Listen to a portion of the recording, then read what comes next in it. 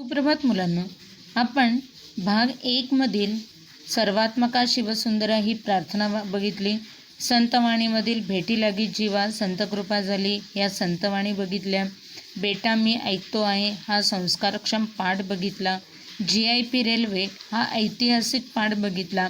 आता काझीरंगा हे जे स्थूल वाचन आहे, प्रवास वर्णन आहे, जे लेखकाने प्रवास केलेला आहे आणि त्याचं वर्णन आपल्याला त्यांनी या पाठातून स्पष्ट केलेलं आहे ते बघणार आहोत. स्थूल वाचन म्हणजे सूक्ष्मातून अभ्यास करण्याचा पाठ. सूक्ष्मातून म्हणजे ज्याचा अगदी इतर पाठ जे आपल्याला गोष्टीप्रमाणे असतात त्याच्या वेगळा हा पाठ असतो.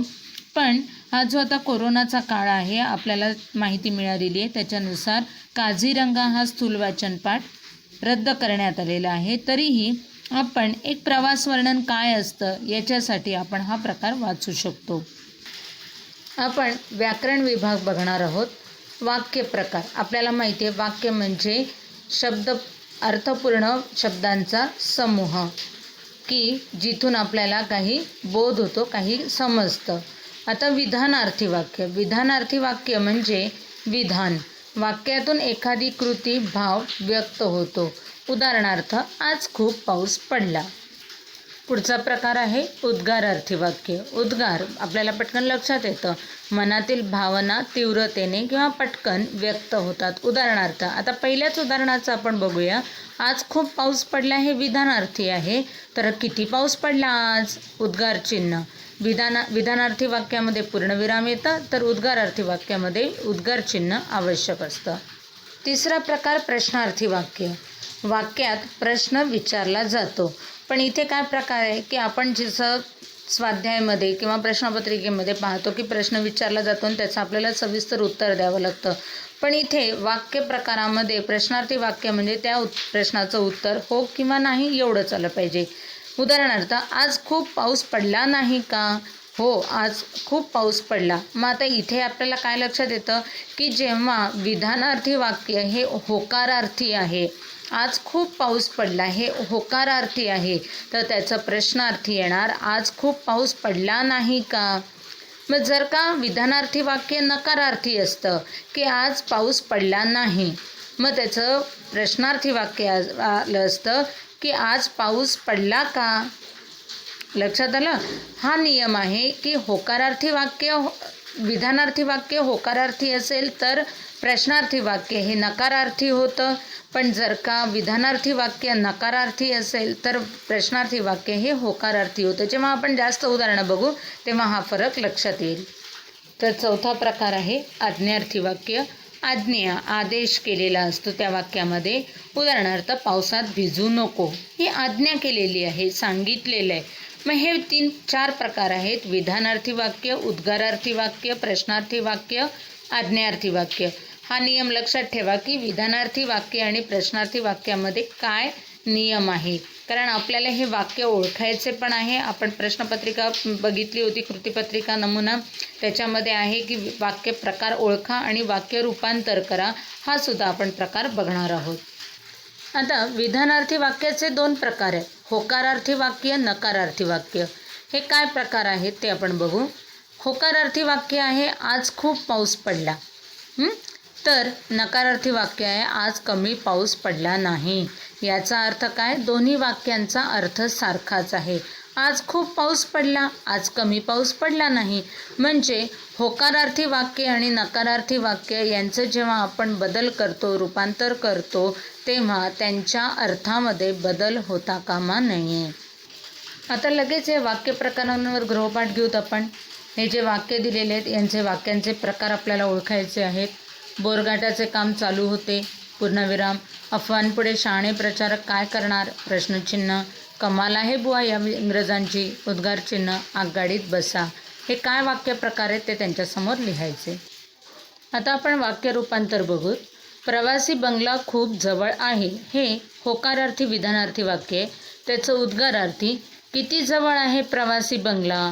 म्हणजे आता इथे आपण उलटं पुन्हा बघूत. उद्गारार्थी वाक्य किती जवळ आहे प्रवासी बंगला, त्याचं विधानार्थी वाक्य होईल प्रवासी बंगला खूप जवळ आहे. लक्षात आलं? म्हणजे किती हा उद्गारार्थीमध्ये येणं आवश्यक आहे. तर विधानार्थीमध्ये खूप येणं आवश्यक आहे. जेव्हा उद्गारार्थीचं विधानार्थी करतो तेव्हा खूप येणं आवश्यक आहे, आणि जेव्हा विधानार्थीचं उद्गारार्थी करतो तेव्हा किती, केवढा हा शब्द येणं आवश्यक आहे. त्याचंच प्रश्नार्थी आपण केलं, प्रवासी बंगला जवळ नाही का. पुन्हा तोच नियम की विधानार्थी वाक्य जेव्हा होकारार्थी आहे तेव्हा प्रश्नार्थी वाक्य हे नकारार्थी येईल. प्रवासी बंगला खूप जवळ आहे तर प्रश्नार्थी प्रवासी बंगला जवळ नाही का, प्रश्नचिन्ह आवश्यक. आता जे विधानार्थी वाक्य आहे ते होकारार्थी आहे, त्याचं नकारार्थी काय केलं, प्रवासी बंगला दूर नाही. म्हणजे जवळ या शब्दाचा विरुद्धार्थी शब्द वापरून आपण नकारार्थी वाक्य केले, म्हणजे त्या वाक्याचा अर्थ बदललेला नाही. इथे वाक्य रूपांतराचे अजून उदाहरण तुम्हाला दिलेले आहेत. त्याचवेळी पांढरा बगळा उडाला. प्रश्नार्थी, त्याचवेळी पांढरा बगळा उडाला नाही का, प्रश्नचिन्ह. हत्तीणीला पुढे चालण्याची सूचना केली. आज्ञार्थी, हत्तीण पुढे चाल. किती निरभ्र होते आकाश, हे उद्गारवाचक आहे, त्याचं विधानार्थी होणार आकाश खूप निरभ्र होते. जंगलात जाणे कठीण आहे, नकारार्थी. कठीणचं विरुद्ध सोपे, जंगलात जाणे सोपे नाही. हे वाक्य रूपांतर आपण वहीत लिहून घ्यायचे आहेत. हा आपला गृहपाठ. माझे नाना उत्कृष्ट गवई होते, उद्गारार्थी करा. माझे नाना उत्कृष्ट, किती उत्कृष्ट गवई होते अशा पद्धतीने होणार. त्याचा धीर सुटेल याची मला खात्री होती. इथे खात्रीला अधोरेखित करून शंका हा विरुद्धार्थी शब्द दिलेला आहे, त्याचा नकारार्थी करायचा आहे. कशा पद्धतीने होईल लक्षात येईल तुम्हाला. केवढा धक्का बसला मला, विधानार्थी करा. केवढाचा खूप होतो. मला अतिशय आनंद वाटत आहे, प्रश्नार्थी करा. वाटत आहेचं वाटत नाही का. शिरीषने डोळे मिटले, आज्ञार्थी करा. शिरीष डोळे मीट. मी अस्वस्थ बसलो नाही, होकारार्थी करा. मी स्वस्थ बसलो.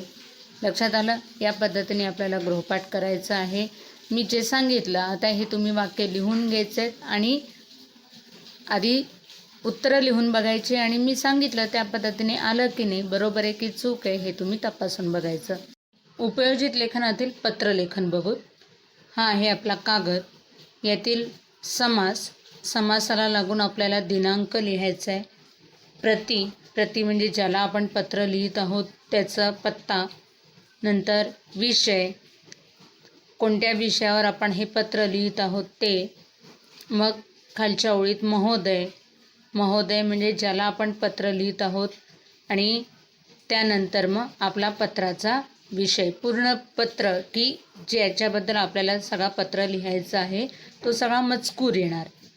सगळ्यात खाली आपला आपली विश्वासू. हे आपला आपली काय प्रकार आहे हे तुम्हाला माहीत आहे. त्यानंतर त्याच्याच खाली हे सगळे प्रकार आपण काय केलेले आहेत, समासाला लागून लिहिलेले आहेत. त्याच्यानंतर त्याच्या खाली दुसऱ्या पानावर माझं आलं पत्र लिहिणाऱ्याचा पत्ता, म्हणजे जो पत्र लिहित आहे त्याचा पत्ता. आता हे पत्र कसं लिहायचं, काय लिहायचं हा एक तुम्हाला नमुना दाखवलेला आहे. दिनांक, त्याच्या खालच्या ओळीत एक ओळ सोडून खाली प्रति, एक ओळ सोडून माननीय ज्याला आपण पत्र लिहितोय त्याचा पत्ता, एक ओळ सोडून विषय, एक ओळ सोडून महोदय, मग सगळी माहिती, मग एक ओळ सोडून आपला आपली विश्वासू, मग एक ओळ सोडून पत्र लिहिणाऱ्याचा पत्ता. आता हे पत्र कसं लिहायचं एक नमुना तुम्हाला दाखवते. हे आहे मागणी पत्र. वरती दिनांक दिलेला आहे 3 जून 2018.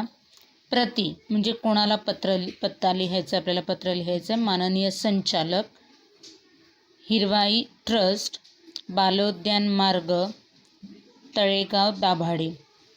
मग आता हे ज्याला आपण पत्र, हिरवाई ट्रस्टला आपण पत्र लिहित आहोत, वृक्षारोपणची मागणी करणारं पत्र. तर संचालकांना आपण हे पत्र लिहित आहोत. कोणाला पत्र लिहायचं, व्यवस्थापक किंवा संचालक यांना आपण हे असं पत्र लिहू शकतो. हे झाल्यावर एक ओळ सोडून विषय लिहिलेला आहे, वृक्षारोपणासाठी रोपांची मागणी करण्याबाबत, स्वल्पविराम. पुढे एक ओळ सोडून माननीय महोदय, जागतिक पर्यावरण दिन आमच्या शाळेत साजरा केला जाणार आहे. 5 जूनचे या जागतिक पर्यावरण दिनानिमित्त शाळेसाठी रोपांचे मोफत वाटप आपल्या ट्रस्टकडून केले जात असल्याचे संस्थेच्या जाहिरातीत वाचले. वृक्षारोपणासाठी आमच्या शाळेतील काही रोपे हवी आहेत. रोपे घेण्यासाठी शाळा प्रतिनिधींना तेथे यावे लागेल की आपण आपल्या संस्थेमार्फत रोपे शाळेच्या पत्त्यावर पाठवू शकता? याबाबत कळवल्यास बरे होईल. रोपांच्या नावांची यादी सोबत जोडत आहे. अनुक्रमणिका, रोपांचे प्रकार आणि संख्या. रोपं म्हणजे झाडं, आपल्याला कोणकोणत्या प्रकारची रोपं पाहिजेत ती. तिथेच खाली आता इथे जेव्हा त्यांनी परिच्छेद बदलवलेला आहे तेव्हा जागा न सोडता एक ओळ सोडून पुन्हा तिथेच समासाला लागून लिहायचं आहे. पुन्हा इथे यादी देताना एक ओळ सोडून पुन्हा वाक्य झालेलं आहे. खाली हा तक्ता दिलेला आहे. पुन्हा एक ओळ सोडून आपला कृपाभिलाषी म्हणजे कृपेची अपेक्षा असलेला अ ब क. आपल्याला पत्रात स्वतःचं नाव लिहायचं नाही. विद्यार्थी प्रतिनिधी, ज्ञानदीप विद्यालय, तळेगाव दाभाडे आणि इथे या पद्धतीने आपल्याला हे पत्र लिहायचं आहे. हा एक नमुना आपल्या वहीत लिहून घ्यायचा. आपल्याला गृहपाठासाठी एक पत्राचं देत आहे. अ आ इ ई ही जाहिरात आहे.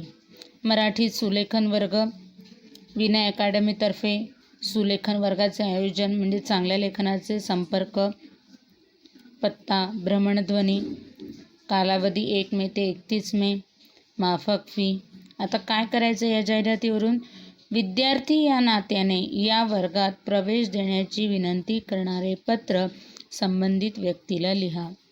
आता हे कोण असणार आहे? व्यवस्थापक. त्यामुळे त्या पद्धतीने आपल्याला पत्र लिहायचं आहे.